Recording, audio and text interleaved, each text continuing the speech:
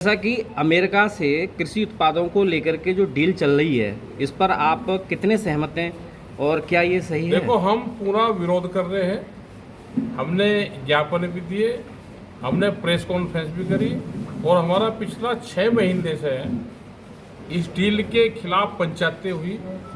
और जैसे उनका डेलीगेशन यहाँ पर आया तो अगर भारत सरकार पे प्रेशर ना होता तो भारत सरकार डील बिल्कुल कर दी। वो डील टूटी और उसे कहा कि आगे बातचीत करेंगे। तो ये देश के किसान संगठनों का ही प्रेशर था कि जो वहाँ से डील नहीं हुई।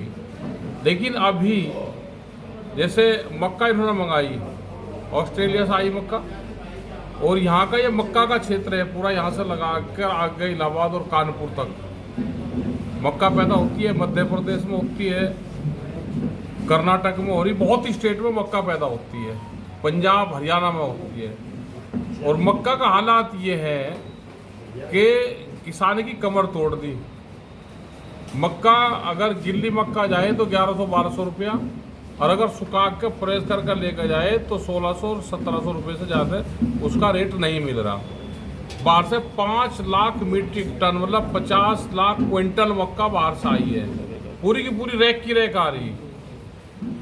अच्छा, तो ऐसे ही दूसरी फसलें भी आएगी तो उससे किसान बर्बाद होगा। यहाँ का उर्वरक की कालाबाजारी को लेकर क्या कहना है आप? उर्वरक के रेट बढ़ाने थे, उर्वरक के रेट बढ़ा के उसको कालाबाजारी करवाई, उसके रेट बढ़ाए। कोई खेत ऐसा नहीं है, कोई किसान भाई मेरे खेत में उर्वरक नहीं डाला। अगर सरकार ने जितना नॉर्म्स तय करा है उस हिसाब से जिसके नाम जितनी जमीन है उसको मिल जाना चाहिए। लेकिन कालाबाजारी होती है, कुछ लोग ब्लैक में खरीदते हैं, कुछ जो अधिकारी जो कर्मचारी हैं वे बेचते हैं मार्केट में। नैनो कोई खरीदना नहीं चाहता, उसके रिजल्ट ठीक नहीं है, वो मार्केट में अवेलेबल है।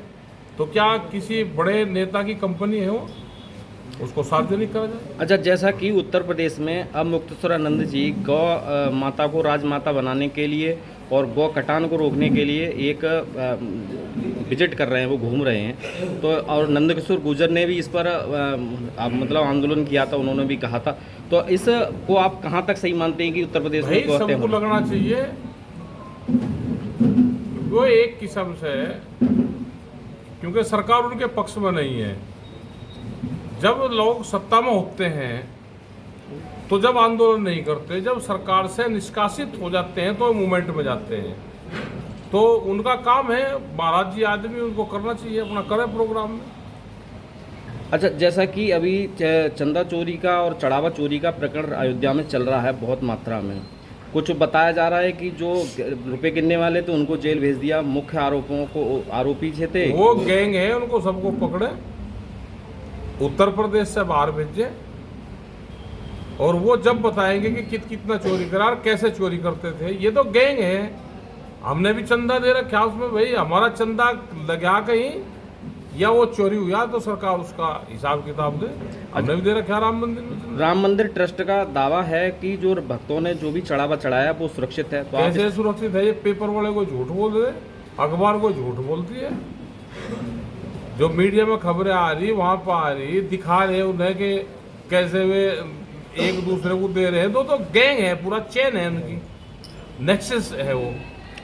SIT वो सबको बदलना चाहिए वहाँ से। SIT ने जो रिपोर्ट सौंपी है, क्या आप उस SIT की रिपोर्ट से सहमत हैं? रिपोर्ट कोई झूठ थोड़ा देती है वो, और सबको पता है। तो चंदा तो चोरी हुआ है, ये तो चंदा चोर है। ये गाय के नाम पर काम करते हैं, तिरंगे के नाम पर काम करें, इनका मकसद कुछ नहीं है उस इनसे हमदर्दी। इनको गाय जो गौशाला है वो जेल है एक किस्म से, वो वहाँ पे भी मरती हैं भूख से। 50-100 रुपया एक दिन में कौन सा पशु रह जाएगा? अच्छा, कुछ उसमें ऐसे लोग हैं कि जो सेंट्रल गवर्नमेंट के लोग उसमें हैं, उसमें ज्ञानेश कुमार जी जो चुनाव आयुक्त हैं वो भी उसमें सदस्य रहे हैं, और कुछ स्टेट गवर्नमेंट के भी हैं। सदस्यता अलग होती है कि उसको मेंबर बना दिया, वो कोई चंदा गिनती पर थोड़ा करवाएगा। जो गड़बड़ करते हैं वहाँ पे जो गिनती करने वाले लोग हैं वे गड़बड़ करी उन्होंने।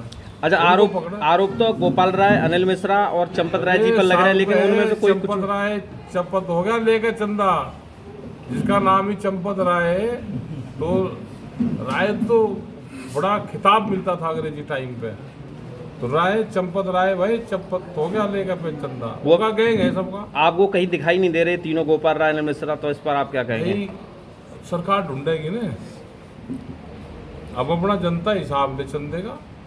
वहाँ पे क्या करना चाहिए, पैसे ना दे के वहाँ पे सीमेंट दो, लकड़ी दे, स्टील दे, क्या चीज़ वहाँ पे चाहिए वो दे। कोई आदमी कहे कि भाई मैं 10 दिन की मजदूरी दूंगा, तो 10 दिन की मजदूरी के वो दे दे मजदूर उनको काम करने के लिए। ये तो चंदा तो सारा चढ़ावा चढ़ रहा। साउथ के लोग थे, हम भी वहाँ पे गए तो 50-50 हज़ार की गड्डी ऐसे डालते थे गुल्लक में, तो सब चोरी होगी। महिलाएं अपने गहने डालती थी उसमें। इनकी जांच होनी चाहिए भाई। किसानों के बड़े मुद्दे ऐसे कौन से हैं जिस पर आगे आप और ज़्यादा मुखर होंगे, जिससे किसान परेशान है? एक देखो, किसान तो बिजली का एक बड़ा इशू है। ये बिजली के जो स्मार्ट मीटर लग रहे हैं ये इशू है। अब इलेक्शन आएगा, हर पार्टी अपने घोषणा पत्र में स्मार्ट मीटर का जिक्र करे कि हम लगाएंगे या नहीं लगाएंगे। ये जनता की डिमांड है, खाली किसान की भी नहीं, आम जनता की डिमांड है। और जिसकी सरकार आ जाएगी फिर उसको काम करे, या तो ये कहे हम लगाएंगे। और अगर भाई घोषणा पत्र में स्मार्ट मीटर का जिक्र नहीं होगा, जिसकी सरकार बढ़ेगी स्मार्ट मीटर लगेगा नहीं। हम घोषणा पत्र के आधार पर चलेंगे। अंतर्राष्ट्रीय बाजार में तेल की कीमतें गिरी हैं लेकिन देश में नहीं गिर रही हैं, इसके पीछे कुछ? इसके पीछे तो ये है कि इनकी कीमतें बढ़ानी है, पेट्रोल और डीजल की। और कीमतें बढ़ाएंगे वो थोड़ा सा बताते रहेंगे कि जी दिक्कत है बाहर, तो फिर बढ़ जाएगी कीमतें। दिक्कत है जी बाहर, फिर कीमतें बढ़ जाएगी, तो ये करेंगे। एथेनॉल की मात्रा भी अब पेट्रोल में बढ़ा दी गई है, जबकि इंजन उस तरह के नहीं है, उसमें नुकसान हो रहा है। एथेनॉल अनाज से नहीं बढ़ना चाहिए, उसमें बहुत खर्च आता है।